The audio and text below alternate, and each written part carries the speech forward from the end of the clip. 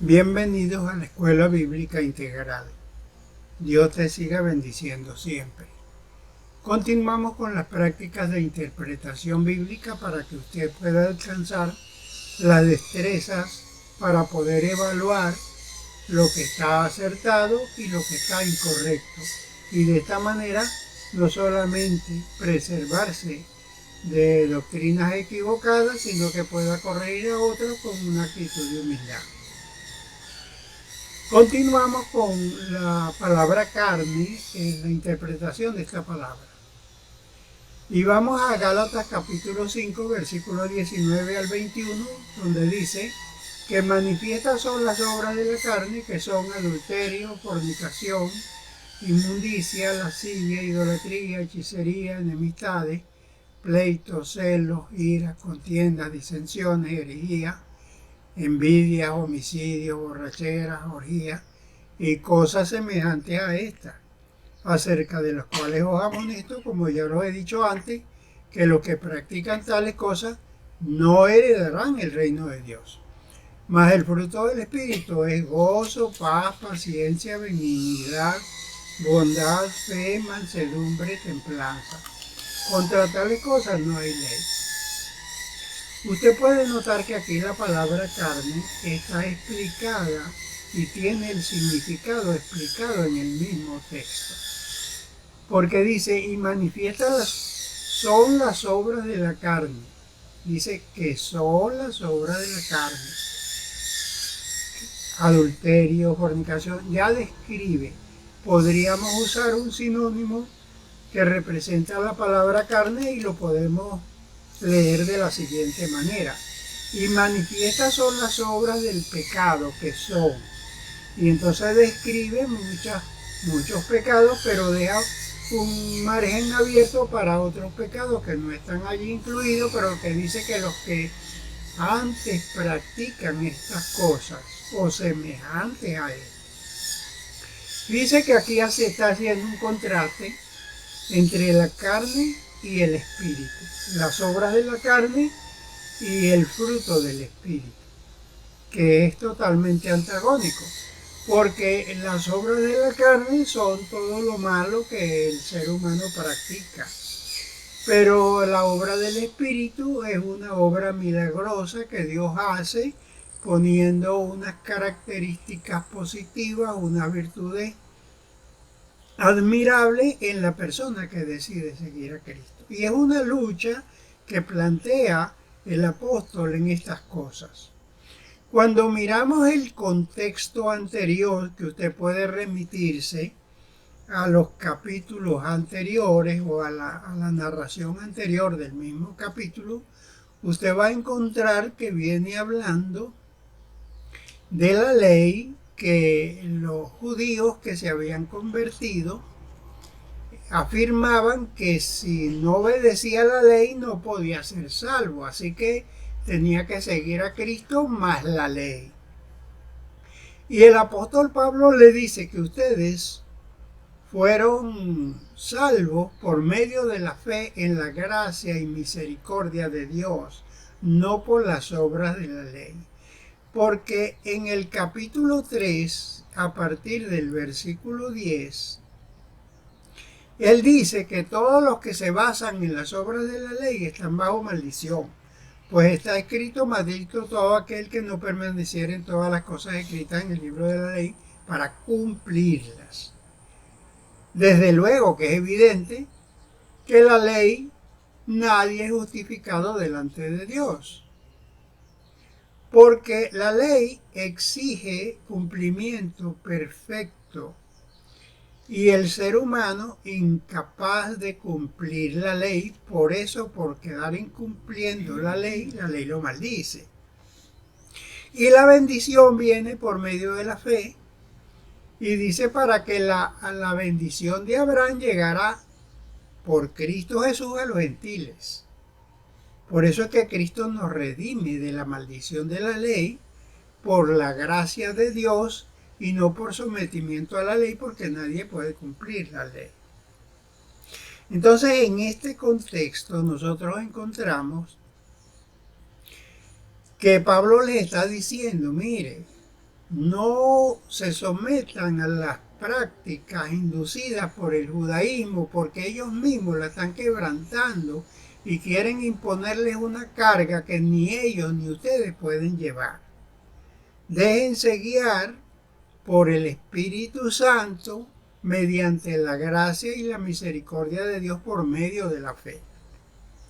Pero en tal caso, fíjense que los versículos posteriores y el siguiente capítulo, que es el capítulo 6, como hay una lucha entre la carne y el espíritu, entre el creyente, muchas veces el creyente comete la falta porque somos pecadores y no alcanzamos la perfección aquí. Y podemos cometer errores. Pero el apóstol le dice en el capítulo siguiente, hermano, en el caso que alguien se encuentre cometiendo alguna transgresión, alguna falta, vosotros que sois espirituales, restaurarle al tal con un espíritu de mansedumbre, considerándote a ti mismo, no sea que tú también seas tentado. Le está mencionando que un hermano puede ser incurrido en una falta, por lo tanto necesita ayuda, necesita restauración, porque esa lucha la tenemos todos. Y sigue mencionando ese capítulo que cada uno va a llevar su propia carga y nadie puede engañarse, porque a Dios no lo podemos engañar. Y menciona a manera de conclusión que no nos cansemos de ayudar a los hermanos que tienen problemas, porque a su tiempo cosecharemos si no desmayamos. Así que tengamos oportunidad, hagamos bien a todos y especialmente a los de la familia de la fe. Entonces usted puede ver que todos estos capítulos están conectados, no limitados por capítulos, versículos y menos los títulos. Si usted considera la línea de pensamiento completa, usted encuentra sentido, propósito y claridad en el mensaje de las Escrituras.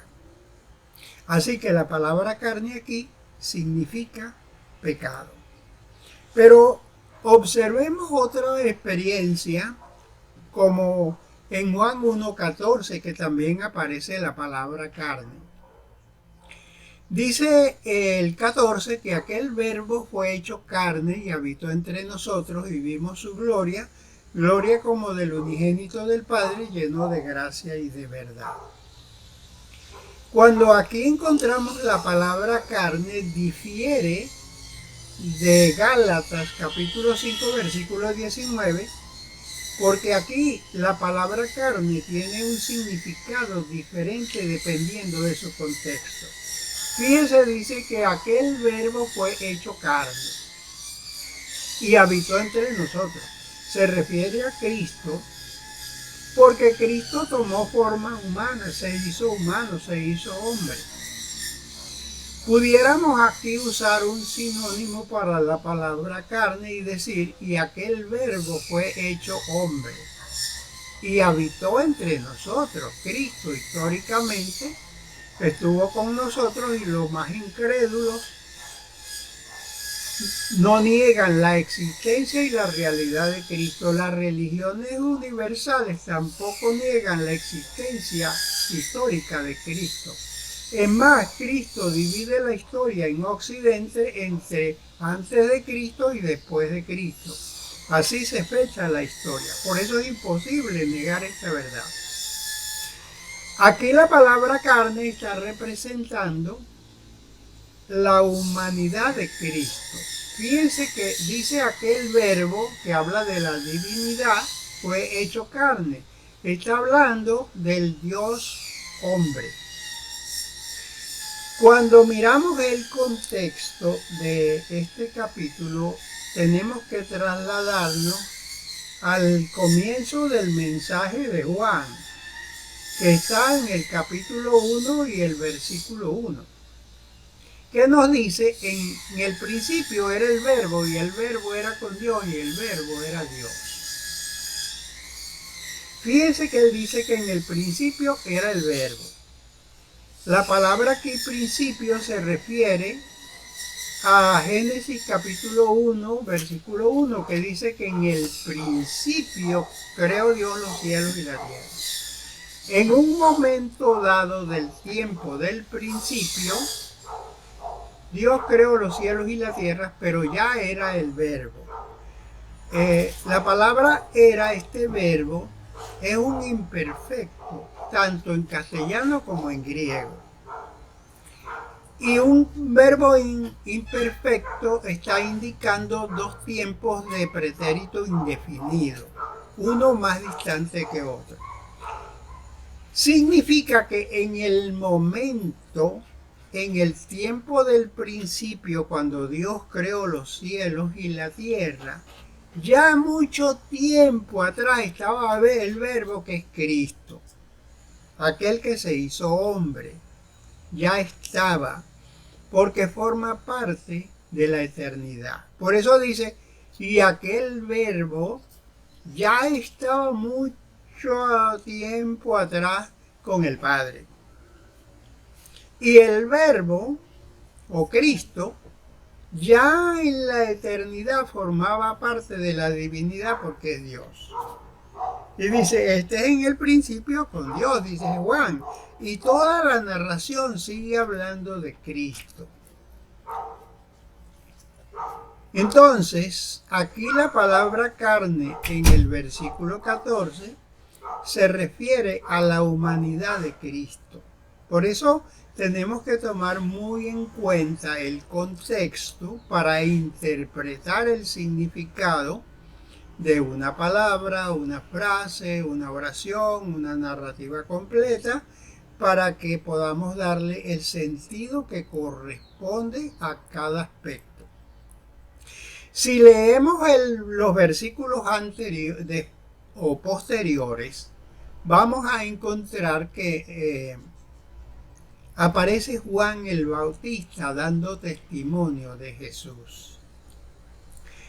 Y en este caso, el apóstol Juan narra que cuando Juan estaba bautizando, vienen de Jerusalén por enviados de los sacerdotes, de los levitas, y por supuesto están los fariseos, vienen a entrevistar a Juan y le preguntan que si él era el Cristo. Y él dice que no, que él no es el Cristo. Pero en el versículo 23 él dice, yo soy la voz de uno que proclama en el desierto, enderezad el camino del Señor, como dijo el profeta Isaías. Él está citando a Isaías 40, versículo 3, que allí dice, enderezad el camino a Jehová, como dijo el profeta. Entonces, el apóstol, Juan el Bautista está mencionando que Jesús es Jehová hecho hombre. Es Dios, es la divinidad, igual con el Padre y con el Hijo. Entonces, él le dice, lleven ese mensaje allá, él es Dios hombre. Y cuando habla con sus discípulos, Juan le dice, he aquí el Cordero de Dios que quita el pecado del mundo, y señala a la humanidad de Jesús, porque cuando él dice, él era antes que yo, se refiere a la divinidad, a la eternidad de Jesús, pero se refiere también a señalándolos como un humano. Luego, cuando hablan con sus discípulos, los discípulos le dicen, ¿dónde tú moras? ¿Dónde vives? Porque le estaban hablando de algo físico, porque era un hombre que lo podían tocar, contemplar, hablar. Entonces, este pasaje de Juan 1:14, lo que está sintetizando Juan es que aquí tenemos al Dios hombre que habitó entre nosotros y vimos su gloria llena de gracia y de verdad. Entonces, aquí tenemos el significado correcto mirándolo reforzadamente en su contexto. Cuando continuamos con otro término de la palabra carne, nos trasladamos a Mateo 26, 40 y 41. Que el 40 dice: vino luego a sus discípulos y los halló durmiendo y dijo a Pedro: así que no habéis podido velar conmigo una hora. Y el 41 que le dice: velad y orad para que no entréis en tentación. El espíritu de la verdad está dispuesto, pero la carne es débil. Fíjense que aquí vuelve a mencionar la palabra carne. Velad y orad para que no entréis en tentación. El espíritu de la verdad está dispuesto, pero la carne es débil. Cuando miramos el contexto anterior, cuando Jesús celebra la cena con sus discípulos y habla del nuevo pacto, allí les está describiendo que era necesario que Él muriera, estuviera en el paraíso 3 días y luego al tercer día resucitaría de entre los muertos. Pero como ellos no iban a estar con Él, ellos iban a ser dispersados, porque las emociones, la voluntad, los iba a traicionar cuando los atacara el miedo. Fíjense que Jesús les dice: ahorita están muy cansados y están durmiendo y no me están acompañando conmigo en la oración cuando estaba en Getsemaní. Estaba orando, a punto de ir a la crucifixión, a sufrir, a dar su vida por nosotros. Cuando toman en los pasajes posteriores, seguimos leyendo después del versículo 41, lo que resta del capítulo 26, lo del capítulo 27, cuando toman a Jesús en el huerto de Getsemaní, entonces ellos se asustan porque creen que los van a matar a ellos también y se escapan, se van corriendo. Ya aquí comienzan con la debilidad. Ellos habían dicho que no iban a negar a Jesús, que no lo iban a dejar, que iban a dar su vida, pero a la hora del momento del enfrentamiento, del riesgo de perder su propia vida, se acobardan y se van. Entonces, lo que Jesús está diciendo, que todos los seres humanos tenemos debilidades, tenemos fragilidades frente a la tentación, frente a la adversidad. Y la manera de poder enfrentar con éxito es mantenerse velando y orando. Por eso, este es un principio universal que nos sirve para nosotros en todo momento. El apóstol Pablo le dice a Timoteo: mira, jovencito, huye de las pasiones juveniles y sigue la justicia, la fe y el amor con los que de corazón limpio invocan al Señor. Mira, las pasiones nos pueden traicionar, nos pueden atraer, nos pueden seducir y la puerta se puede abrir y tienes todas las posibilidades de meterte en tremendo rollo. Entonces, la única manera es, tienes que velar, tienes que orar, pero entendiendo que tienes una debilidad. Cuando te sientas frágil, huye, apártate. La otra cosa es que cuando quieras guardar silencio, le dijo también Pablo a los Efesios: y no participéis de las obras de las tinieblas, sino más bien reprenderlas. Entonces, otra manera es enfrentar la situación. Pero hay que enfrentarla con la conciencia de que estamos con el Señor y mantenerse en contacto con Él, fortalecido en el Señor y en el poder de su fuerza. Entonces, esta palabra aquí significa la debilidad humana frente a la tentación, frente a la adversidad que podemos flaquear. Entonces, Pedro también, que le había prometido a Jesús que no lo iba a negar, que él era valiente, que él era capaz, que él no se acobardaba por nada. Cuando lo interrogaron allá cerca de donde tenían a Jesús preso, estaban maltratando a Jesús y él estaba allí cerca y lo interrogaron si era de ellos. Y él se acobardó aquí y entonces dijo, no, yo no lo conozco, no sé quién es ese señor. Otro le dijo, mira, yo te vi con él y tú eres un Galileo, tu manera de hablar te descubre. Y él dijo, no, yo no tengo nada que ver con eso, yo no conozco a ese tipo. Pero es la carne, la debilidad de la carne. Todos los seres humanos entendemos que en un momento dado de crisis flaqueamos. Entonces, entendiendo aquí que la palabra carne se refiere a la debilidad humana frente a la tentación y a la adversidad. Fíjense que en Gálatas significa pecado.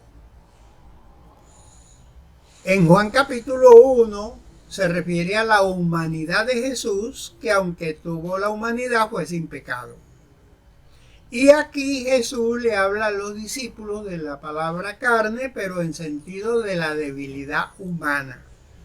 Fíjense que cada contexto nos va explicando el significado. La misma palabra carne, que tiene las 5 mismas letras que son exactamente igual, cambia de significado dependiendo de su contexto. Luego abordamos otra palabra que cambia también de significado en Mateo capítulo 19, versículo 3. Dice que entonces vinieron a él los fariseos tentándole y diciéndole, ¿es lícito el hombre repudiar a su mujer por cualquier causa? Él respondiendo le dijo, ¿no habéis leído que al principio los hizo varón y hembra?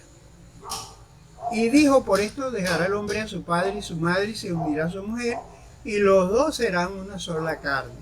Así que ya no son más dos, sino una sola carne, por tanto lo que Dios juntó, no lo separe el hombre.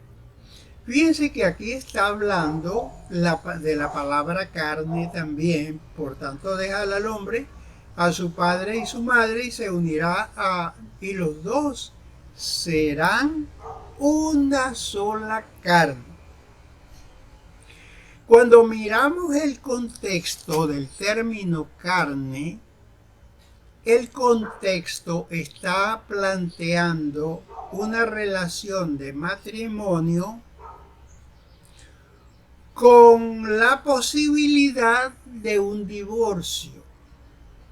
Fíjense, cuando dice los dos serán una sola carne, el divorcio crea un conflicto, un distanciamiento, una división, una contrariedad, ya no hay unidad. Por eso es que ellos les preguntan, ¿verdad? A la repudio a la mujer, el divorcio. Jesús les dice, mire, en primer lugar, esa unión no depende solamente de la humanidad, porque lo que Dios unió no lo separa el hombre. Dios determinó que esa pareja estuvieran unidos, no divorciados, no antagónicos, no divididos, no cada uno por su lado, sino y que iban a estar unidos no con papá y mamá, ni con hermanos, tíos y amigos. Esa no es la prioridad, según Dios. Ahora, según nosotros mismos, podemos discrepar de Dios, pero esa es la norma de Dios. Y notemos una cosa muy importante con relación a esto. Que pareciera, bueno, nos divorciamos, se acabó, no congeniamos, estuvimos en contrariedad, uno opositor a otro, pero eso sale en el día del juicio. Un día se encontrará usted con el Señor de manera personal después de la resurrección de los muertos y va a dar cuenta usted de su actitud, de su pecado y de su rebeldía al Señor. Por eso dice que al principio Dios no los hizo hombre con hombre. No, Dios no los hizo homosexuales. Tampoco hizo mujer con mujer lesbiana. Eso es perversión y distorsión de la verdad. Por eso dice en Romanos que como ellos no aprobaron tener en cuenta a Dios, Dios los entregó una mente reprobada para hacer cosas que no convienen, hombres con hombres, mujeres con mujeres, dedicándose a la perversión. Entonces aquí el contexto nos está explicando los detalles.